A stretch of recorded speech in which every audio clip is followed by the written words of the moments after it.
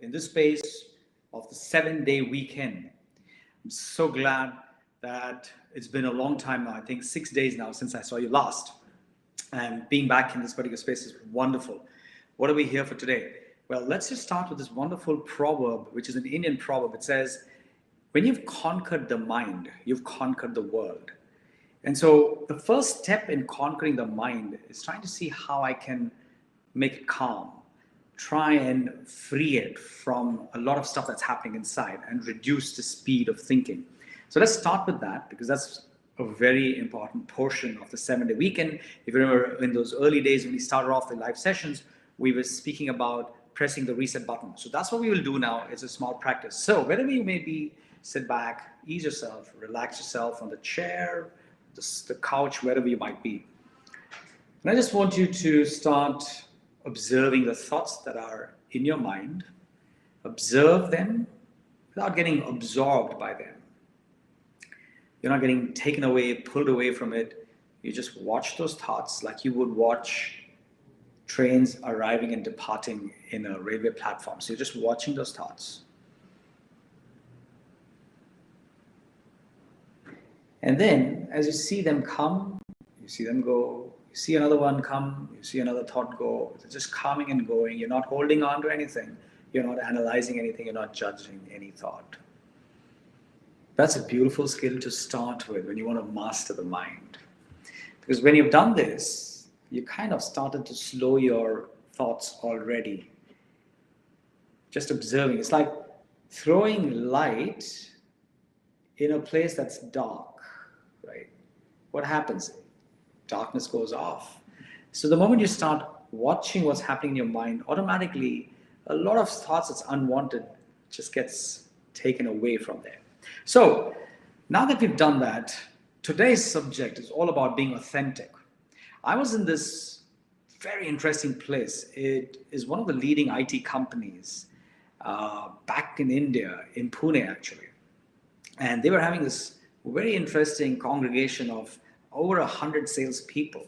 And the CEO was addressing them. And he was talking to them about the importance of being creative and of finding solutions to problems which people have not seen before. Because that's what's going to make the organization stand apart from the rest. That's very true. But one thing he mentioned, and he told all of them that if there's one message you want to take back, this will be that message for you.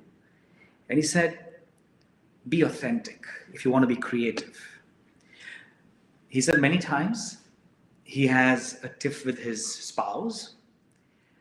And if he's going to get into a meeting after that, he will let the team members know that he's had a tough time with his spouse, and therefore he may not be able to perform at his best.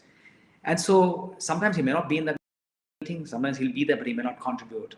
But he's being authentic about what really is happening so that people understand, they empathize better, and there's absolute clarity in that particular communication. He says, what happens once I've done that? I'm free out here. I'm not trying to pretend. I'm not trying to put facades. I'm not trying to be somebody I'm not. And that frees my RAM up.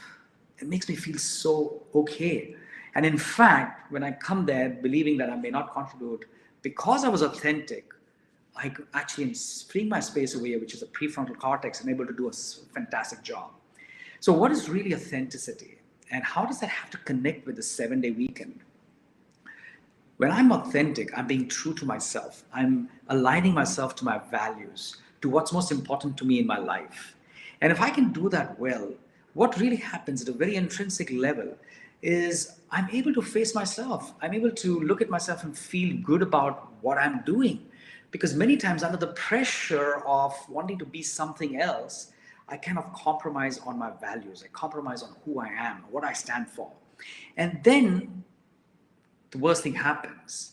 You're constantly going to be feeling guilty. You're going to hold yourself against yourself. You're going to keep being critical. And you're not going to have a very good day or a week for that matter. I remember I took this one item from my friend and I was traveling and I was going to different countries.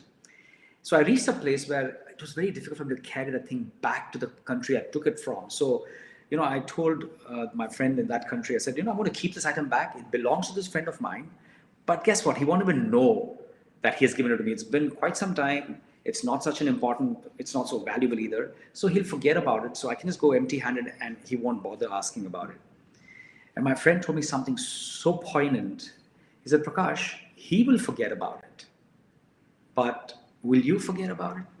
I mean, will you ever forget that there was this item your friend gave you in trust? It may not be too valuable to him, but he gave it to you, but then you didn't bother to give it back to him. And you just left it off in some space and you didn't even speak to him about it.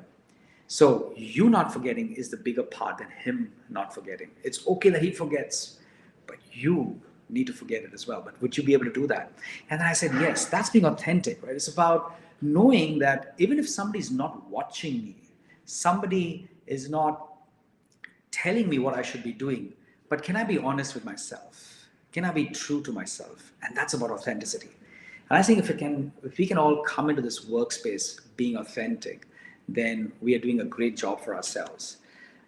There's something very interesting that I like to share with you in terms of a quote that I've always resonated with.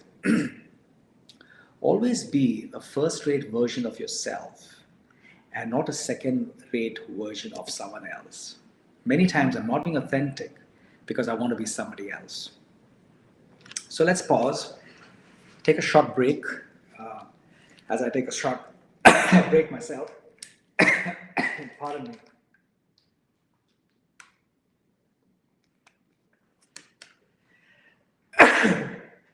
Being authentic, be yourself.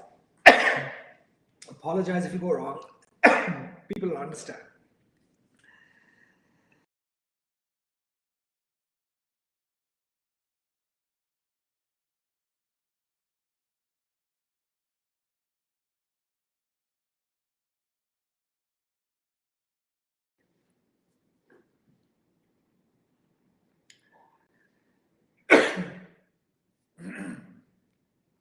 Sit back.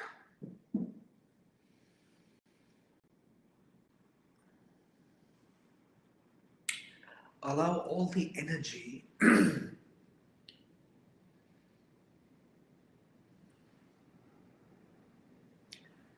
to be centered around your forehead. Feel that space over there. And so you're really withdrawing your attention from everywhere else. And you're allowing that attention to stay centered at your forehead.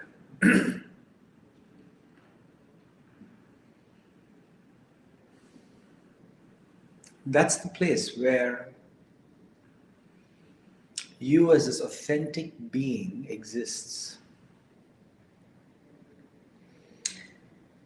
And so synchronize yourself with who you truly are.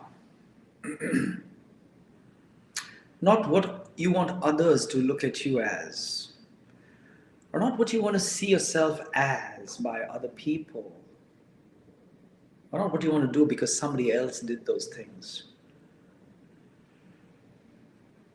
Genuinely, honestly, and sincerely, look at what you stand for and appreciate your true core values. You are unique. There's something amazing and magical about you. Appreciate that fact. And get in sync with this person who's awesome, who's magnificent.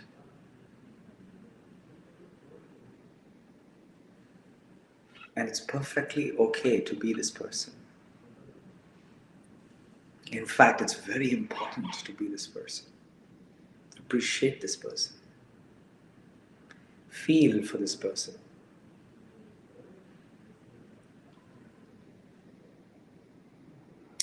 And you're doing this by withdrawing yourself from everything else around you. Freeing yourself from all tags, labels, and titles. Grounding yourself to the values, the principles that you hold inside.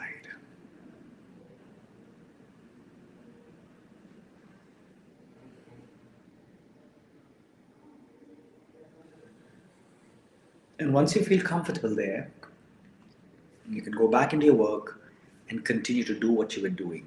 But it's very, very important for you to feel comfortable under your own skin. And to me, that is the most deepest part of being authentic, being comfortable under your skin. When you're comfortable there, you will be who you are, and you will be able to have the courage to walk out and to be authentic in your meetings, with your clients, with your colleagues. And I've seen the magic that it actually can bring in every aspect of life. All the best. Enjoy your 70 weekend. Stay authentic, and you'll see how a huge part of your stress is taken off. See you next Monday as we continue this beautiful. Au revoir.